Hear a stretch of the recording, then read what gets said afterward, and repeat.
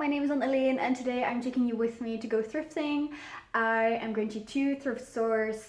One I will go to just for books and maybe some clothes, maybe some other nice trinkets. And then I will go to the second one, which has a ton of craft supplies usually. It's also where I found these 80s crafts magazines that I showed you a couple of videos ago.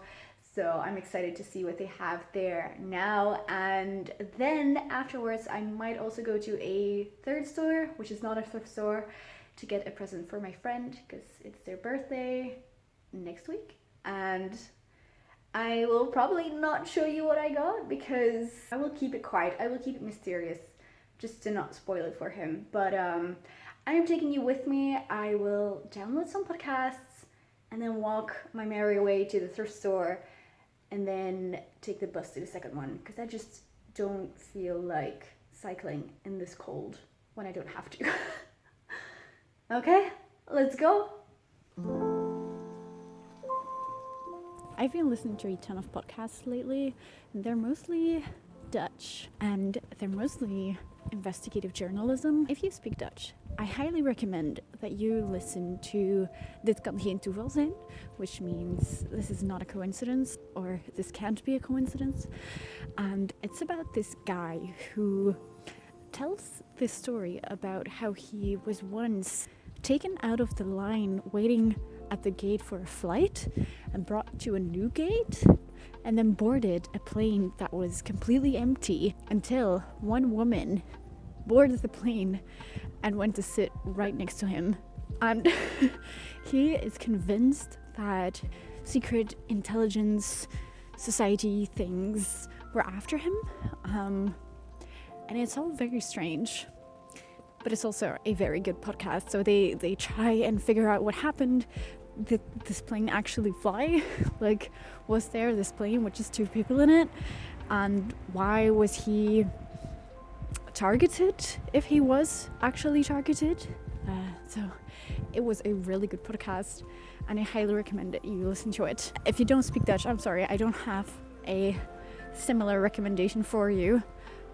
But I will keep you posted if I find an English-speaking one that is just as good.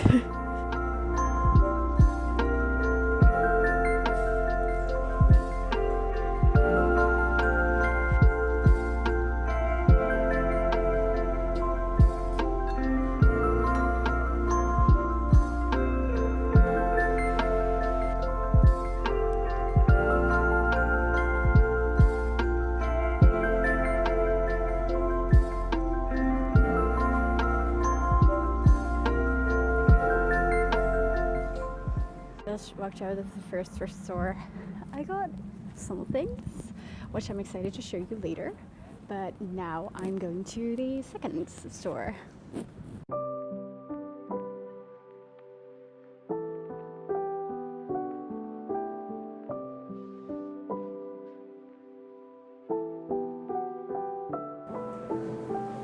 No.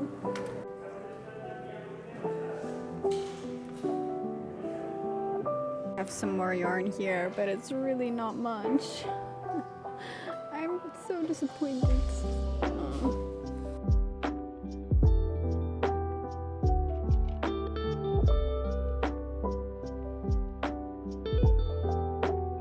I'm actually kind of disappointed with how little stuff there was. It's now 4:45, and I think I can get to the store to get the birthday present just in time before it closes.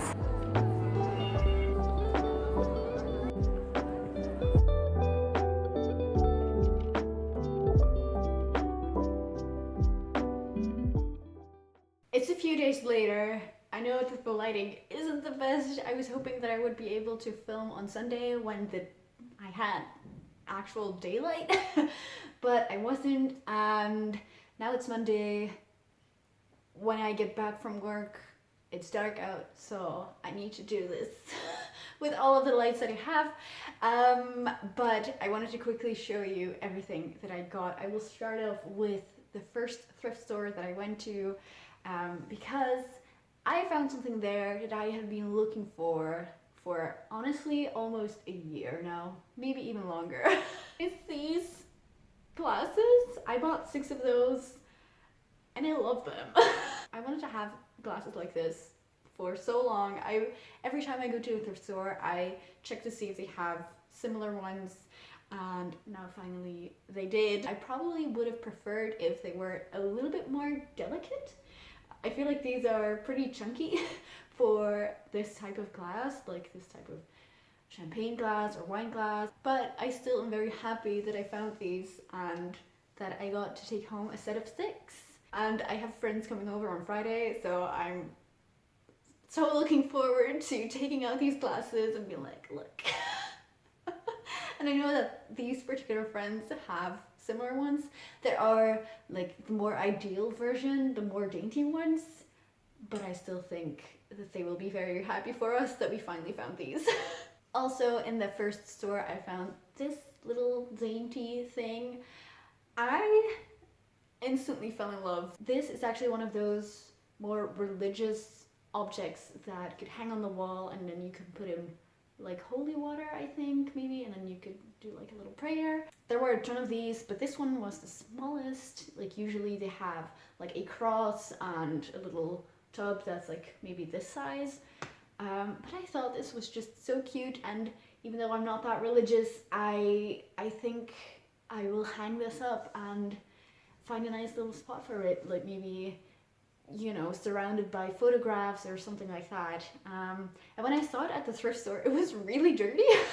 Like if I show you the footage compared to what it is now, it is so dirty, and I thought I was a little bit afraid that I wouldn't be able to get it clean. I was afraid that the dirt had kind of seeped into the glaze, or that it was, you know, out of old age, that it had started discoloring or something like that. But one wipe and it went right off. I'm actually kind of disappointed that I didn't film this, because it was the most satisfying thing. And I figured like maybe I can put something else in. Maybe I could make this like the car key holder, but the car key is just a little bit too big and it just takes away the daintiness of this little piece.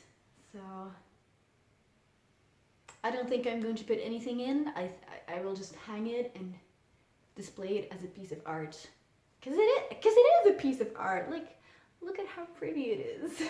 I also went to look at some clothes and books, but I didn't really find anything that suited my tastes.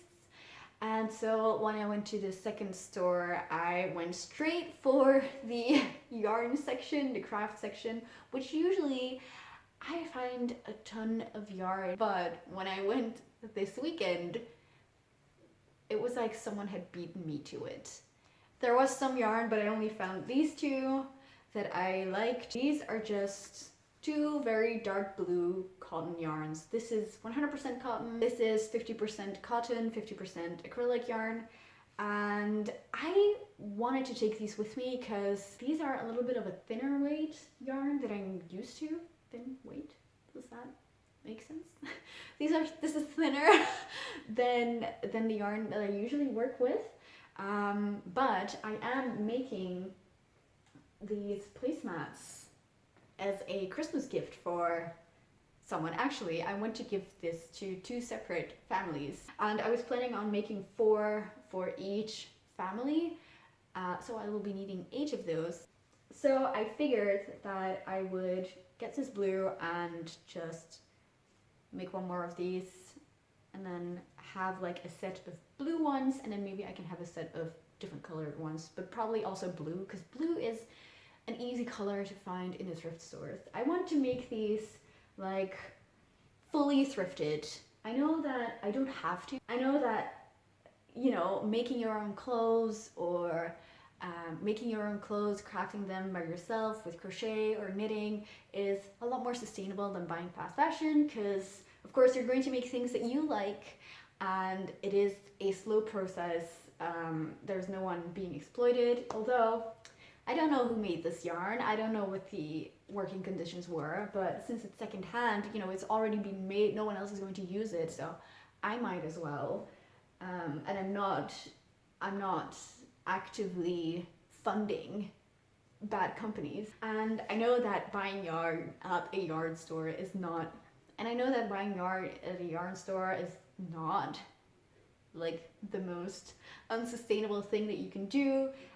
There's a ton of other stuff that are way worse, but still I really enjoy going to look for yarn and finding sometimes those little balls of yarn that look really good, or you know, knowing that you're making something unique. And because I'm buying secondhand yarn, I know that no one else would use this, so when I do, it's like, this has been made and I am putting it back into the world, into something useful or nice or pretty. So that's why I wanted to do this, because I also feel like I want to spread this kind of awareness about how you can be sustainable with the gifts that I make, because usually around Christmas that's like the hardest part for me, to be sustainable, because I am a vegetarian. I really think about what I eat, what I buy. I don't buy a lot of things.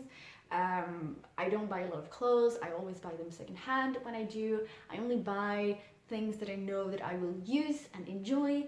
But Christmas gifts is something so difficult, because you never know if you are giving people the thing that they actually really want, especially if they don't really know what they want, or if you ask them, you're like, what do you want for Christmas? And they're like, I don't know. So I don't want to give people things that I don't know if they will like enjoy. And I also don't like to give a gift just for the sake of giving a gift. I also know that like if they end up not using what I made them, at least I didn't go and buy something that they just threw away.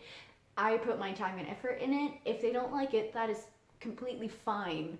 Like, I would actually prefer if people would just tell me, like, I hate this, please have it back and make something else with it. I made a headband for my friend the other day. I have a video about that. And when I told my grandmother that I had made my friend a headband, she was like, please make one for me as well. And so I did, and I gave it to her for her birthday. And she was so happy. Like, she was so much happier than any other gift I could have imagined giving her, you know? She was just so touched by the effort that I put in it, that I feel like that might just be enough for people. Like, even if they don't end up using it or wearing the thing that I made them, at least they'll have something that they knew I put a ton of effort in, and that they will probably cherish just because of that. Anyway, I just really think about sustainability a lot, and it kind of stresses me out. And this is like one way that I can calm myself down and know that I do have an impact. Like, maybe I give a gift to a friend, to my grandmother, to my mother and father, and you know, my friends, and they would be like, oh my god, this was the best gift ever. I am going to make something for someone else, you know, instead of just buying something. And I'm not saying that buying something is bad. I just have so many conflicting feelings about this. But I will go to the next thing that I bought, and also the final thing that I got are 2 more of these 80s craft magazines.